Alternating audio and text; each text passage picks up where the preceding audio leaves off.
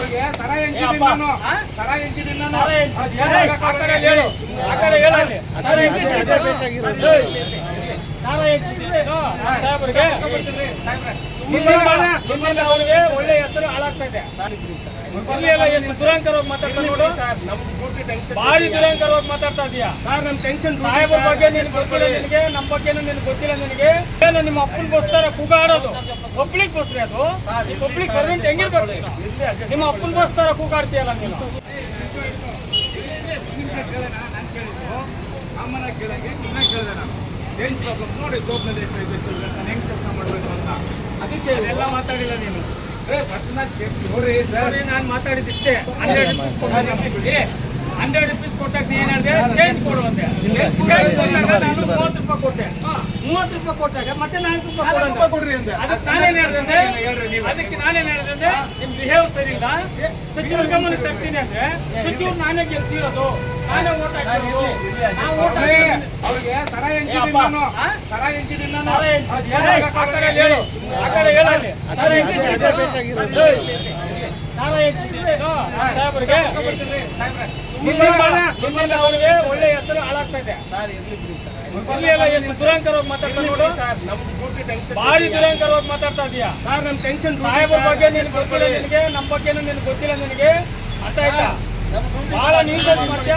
ಆಮೇಲೆ ಅಲ್ಲಿ ticket ಹರಿಯುವಾಗ public ಅಲ್ಲಿ ಎಷ್ಟು ನೀಟಾಗಿ ಮಾಡ್ತೀಯ ನೀನು.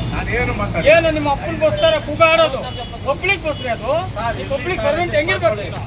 ನಿಮ್ಮ ಅಪ್ಪನಿಗೋಸ್ಕರ ಕೂಗಾಡ್ತೀಯಲ್ಲ ನೀನು. ಸಾರ್ವಜನಿಕರದು, ಸಾರ್ವಜನಿಕರಿಗೆ ಹೆಂಗಿರ್ಬೇಕು? ಗೌಡಿ ತರ ನಾವು ರಿಕ್ವೆಸ್ಟ್ ಮಾಡ್ಕೊಂಡ್ರೆ ಆ ರಿಕ್ವೆಸ್ಟ್ ಅನ್ನು ನಾವು ಗ್ರೂಪ್ ಬಂದಿರೋದು. ನಾ ಹೇಳ್ತಾ ಇದ್ದೀನಿ,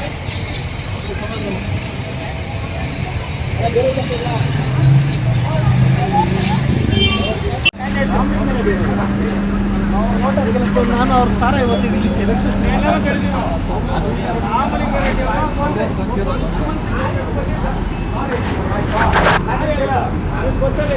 ಹೋಗಿ ಮತ್ತೆ ಆಡಿಯೋ ಬರಲ್ಲ.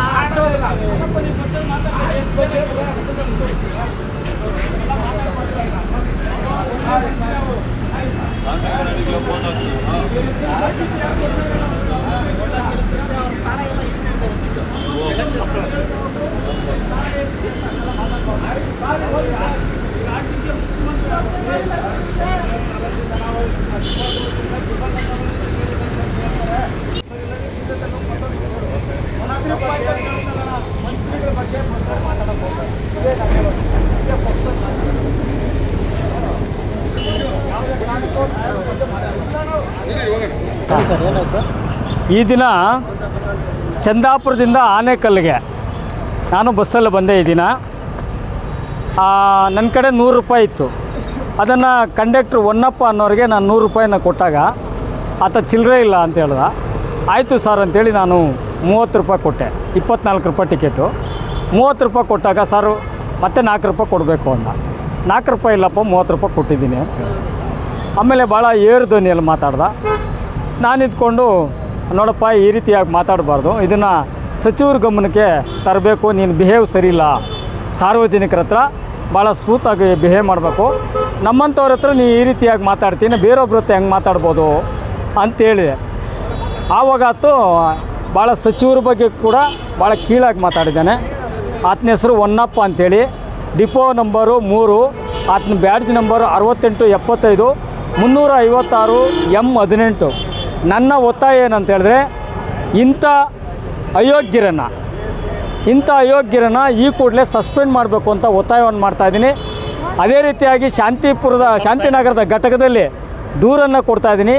ಯಾಕೆ ಇಂಥ ಓಪ್ಲೆಸ್ಗಳನ್ನು ತೆಗಿಬೇಕು ಅಂದರೆ, ಇಂಥವರಿಂದ ನಮ್ಮ ಏನು BMTCಗೆ ಆದಾಯ ಬರೋ ಕೂಡ ಕಾರಣ ಇವರೇ ಆಗಿರ್ತಾರೆ. ಜೊತೆಗೆ ಸಚಿವರನ್ನು ಕೂಡ ತುಚ್ಛವಾಗಿ ಕಂಡಿರ್ತಕ್ಕಂಥ ಹೊನ್ನಪ್ಪನ ಈ ಕೂಡಲೇ ಸಸ್ಪೆಂಡ್ ಮಾಡಬೇಕು ಅಂತೇಳಿ ಸಚಿವರಿಗೂ ಮನವಿ ಕೊಡ್ತಾನೆ. ಮತ್ತು ಈತನಿಗೆ ಇನ್ನು ಮುಂದೆ ಏನಾದರೂ ನಮ್ಮ ಸಚಿವರ ಬಗ್ಗೆ ಬಸ್ಸಲ್ಲಿ ಮತ್ತು ಬೇರೆ ಕಡೆ ಎಲ್ಲ ಮಾತಾಡಿದರೆ ನಾವು ಬೇರೆ ರೀತಿಯಲ್ಲೇ ಆತನಿಗೆ ಶಿಕ್ಷೆಯನ್ನು ಕೊಡ್ತೇನೆ. ಹಾಗಾಗಿ ಈ ಆತನು ಡ್ಯೂಟಿಯಲ್ಲಿರೋದ್ರಿಂದ ನಾನು ಕಾನೂನು ಪ್ರಕಾರವಾಗಿ ಆತನಿಗೆ ಕ್ರಮ ತೆಗೆದುಬೇಕು ಅಂತೇಳಿ ಮನವಿ ಮಾಡ್ಕೊಳ್ತಾ ಇದ್ದೇನೆ.